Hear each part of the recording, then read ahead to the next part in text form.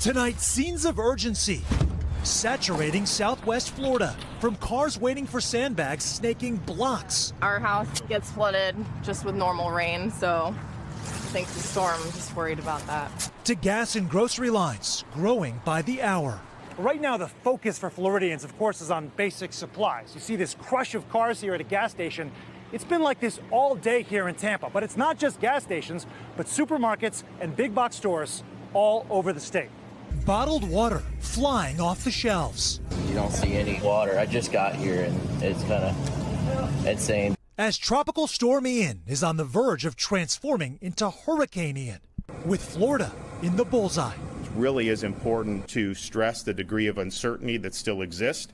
And so anybody from Tampa Bay all the way to Escambia County, there are different tracks that would take it into any one of those places. All 67 counties in Florida now under a state of emergency for a storm expected to reach at least a Category 3 status on the Gulf. Governor DeSantis has activated 2,500 National Guardsmen and mobilized utility workers across the state.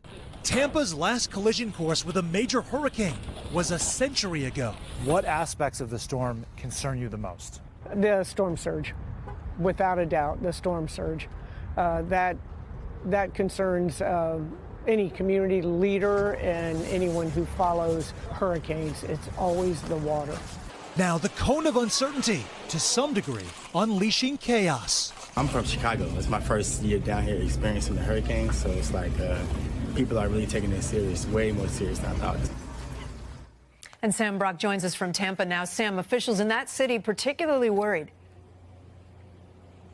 They are, Kate. It's the topography of Tampa that has them worried. As beautiful as that is, as deep as you go into the Tampa Bay area, that's more narrow and more shallow, meaning that storm surge, significant storm surge, has a hard time getting out. That makes it a very dangerous situation, Kate.